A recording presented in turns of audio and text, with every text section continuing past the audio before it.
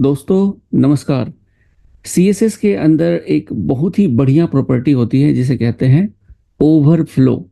Overflow property in CSS. अब overflow सुनकर आपको क्या लग रहा है कि पानी ओवरफ्लो हो गया, तभी हम यूज करते हैं मोस्टली।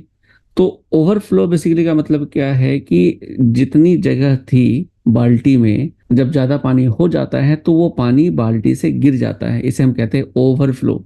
बिल्कुल उसी तरीके से आपके HTML के पेज के अंदर जब एक बॉक्स में आप काम करते हो ब्लॉक लेवल एलिमेंट में, ठीक है, जिसकी हाइट और विड्थ आपने सेट कर दी है। हाइट विड्थ सेट कर दिया, बॉक्स बन गया।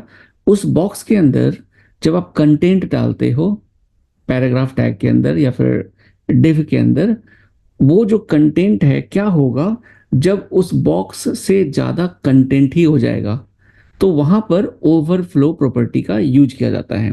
बहुत ही इंटरेस्टिंग है और बहुत ही काम का है। तो चलिए इसको हम देखते हैं। सीएसएस ओवरफ्लो प्रॉपर्टी जो क्या होती है वो बेसिकली कब यूज किया जाता है, जब आपका जो एलिमेंट है, ठीक है, मान लेते हैं डिव, जिसकी हाइट और विड्थ है उसके अंदर जो कंटेंट है ज्यादा हो जाता है। तो यहां आप देख सकते हो कि कंटेंट जब इस बॉक्स के अंदर ज्यादा है तो स्क्रॉल बार आ गया। हमने पेज पहले भी बनाए थे। पहले जब हम पेज बनाते थे HTML में बड़ा पेज होता था, तो जैसे यहाँ देखो, ये देखो, तो क्या हो रहा है, नीचे हमारा कंटेंट नीचे जो है वो स्क्रॉल बार हमारा आ जाता है। तो यहाँ देखो स्क्रॉल बार के थ्रू हम नीचे वाले कंटेंट को देख सकते हैं। तो जब हमारे पास जो डिव है उसकी फिक्स हाइट है, कंटेंट ज्यादा होता है, तो आप क्या कर सकते हो, आप इसमें ओवरफ्लो का यूज करके स्क्रॉल बार अप्लाई कर सकते हो। तो यहाँ पर आप देख सकते हो इस एग्जांपल में हमने स्क्रॉल बार दिया है। ट्राई इट योरसेल्फ पे मैं क्लिक कर देता हूँ। यहाँ देखिए ये हमारा HTML है, इसमें काफी सारा कंटेंट लिखा हुआ है, ठीक है। और यहाँ इस CSS को अगर आप देखोगे, ये ID जो हमने यूज किया है, यहाँ पर हमने ओवरफ्लो डाला है स्क्रॉल। तो ओवरफ्लो स्क्रॉल करते ही देखिए यहाँ स्क्रॉल बार बन गया। क्या होगा अगर मैं ओवरफ्लो हटा दूं, ये मैं ओवरफ्लो हटा देता हूं, डिलीट, और रन पे क्लिक करता हूं। तो ओवरफ्लो मैंने हटा दिया, तो अब देखिए यहाँ पर क्या हो रहा है, कोई स्क्रॉल बार नहीं आ रहा। लेकिन आप कहोगे टेक्स्ट भी तो नहीं आ रहा है, टेक्स्ट भी यहाँ तक पूरा आ गया है। लेकिन अगर आप ध्यान से देखो, अगर मैं इसको सेलेक्ट करूं तो टेक्स्ट बेसिकली नीचे चला गया है, ये देखो, समझ गए। This is the default behaviour. अब डिफॉल्ट बिहेवियर में क्या होता है, कलर मैं इसको ब्लैक कर देता हूं, अब समझो। बाय डिफॉल्ट अगर आप स्क्रॉल नहीं देते हो तो जो कंटेंट है ओवरफ्लो होते ही वो बाहर की तरफ चला जाएगा। बॉक्स आपने बनाया, देखो यहाँ डिव लिया हमने, डिव के अंदर ओवरफ्लो ये क्लास दे दिया हमने। इसकी देखिए हमने विड्थ और हाइट सेट कर दी, 50% विड्थ है और हाइट 100% है। अब इस बॉक्स के अंदर जितना भी कंटेंट है वो तो आ गया, उससे जब ज्यादा होगा तो वो बाहर चला जाएगा। तो इसको बचाने के लिए, इसको उसी बॉक्स के अंदर रखने के लिए हम क्या यूज कर सकते हैं, स्क्रॉल, ओवरफ्लो स्क्रॉल। अब मैं ओवरफ्लो स्क्रॉल करूंगा तो अब देखिए स्क्रॉल बार बन गया है। तो ये बेसिकली आइडिया है ओवरफ्लो प्रॉपर्टी की। आई होप आपको समझ में आ गया होगा। अब देखिए CSS ओवरफ्लो के अंदर जो प्रॉपर्टी है उसके 4 वैल्यूज हो सकते हैं। पहला है विजिबल, जो है बाय डिफॉल्ट। अगर आप ओवरफ्लो यूज नहीं करते हो तो बाय डिफॉल्ट क्या होता है, ये विजिबल होता है, ठीक है। दूसरा है हमारा हिडन।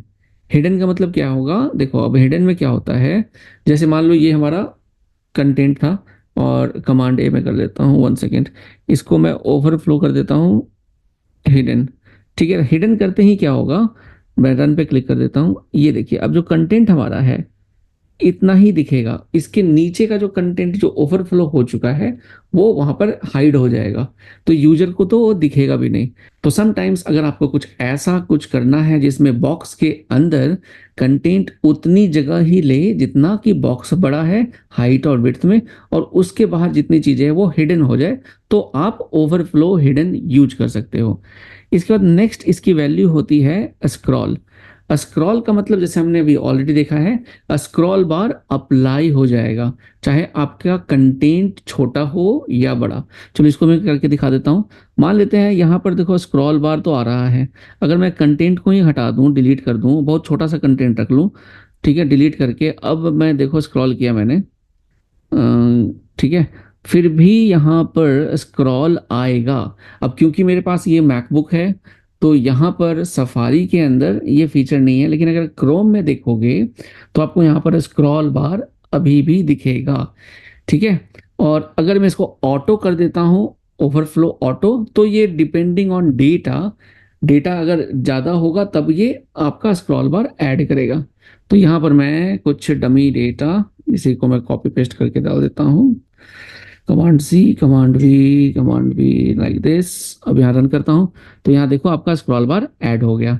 तो अब डिफरेंस देखो, याद रखना है आपने कि ओवरफ्लो स्क्रॉल में क्या होता है, हमेशा स्क्रॉल दिखेगा क्रोम ब्राउजर में, लेकिन ऑटो में जब जरूरत होगी उसके हिसाब से ब्राउजर स्क्रॉल बार ऐड कर देगा।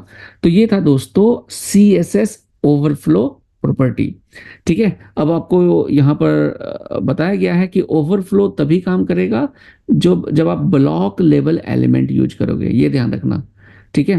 तो इनलाइन एलिमेंट पे ओवरफ्लो काम नहीं करेगा, ब्लॉक लेवल एलिमेंट पे काम करेगा जिसकी हाइट आपने फिक्स की है। और जैसे मैक में हमने, जैसे मैंने आपको बताया, scroll bars by default he hidden रहते हैं, ठीक है। तो चलिए यहाँ पर मैंने ये सारी चीजें बताई है। विजिबल में क्या होता है, आपका विजिबल ये दिखता है, ओके। नेक्स्ट हिडन, जैसा मैंने बताया, टेक्स्ट जितना दिख सकता है उतना ही दिखेगा। स्क्रॉल में स्क्रॉल बार आ जाएगा, और ऑटो में जरूरत के हिसाब से स्क्रॉल बार आ जाएगा। तो ये थे हमारे ओवरफ्लो प्रॉपर्टी के वैल्यूज। एक और दो प्रॉपर्टी होती है, ओवरफ्लो एक्स और ओवरफ्लो वाई। एक्स का मतलब हो गया एक्स एक्सिस, अगर आप हॉरिजॉन्टल हॉरिजॉन्टल स्क्रॉल बार चाहते हो तो ओवरफ्लो एक्स में स्क्रॉल वैल्यू आप सेट कर सकते हो, ठीक है, ओवरफ्लो। और अगर आपको वर्टिकल चाहिए तो ओवरफ्लो वाई में स्क्रॉल दे सकते हो। तो यहाँ देखिए इस एग्जांपल में ओवरफ्लो वाई, क्योंकि ये वर्टिकल वाई एक्सिस में हमने स्क्रॉल बार दिया हुआ है। तो ये था दोस्तों, ये एग्जांपल आप कर लेना, यहाँ सिंपल ओवरफ्लो स्क्रॉल, ओवरफ्लो यहाँ पर आ जाएगा और इसका आएगा वैल्यू स्क्रॉल, ठीक है, ओवरफ्लो स्क्रॉल। तो चलिए ये था दोस्तों CSS के अंदर बहुत ही important property overflow. I hope आपको ये वीडियो समझ में आ गई होगी, और आपकी पूरी लाइफ कभी भी कहीं भी फंसोगे ओवरफ्लो में तो आपके पास सॉल्यूशन होगा। तो वीडियो अच्छी लगी तो चैनल को सब्सक्राइब करना ना भूले, दोस्तों में वीडियो को शेयर करें ताकि उनकी नॉलेज भी आप जैसी हो सके।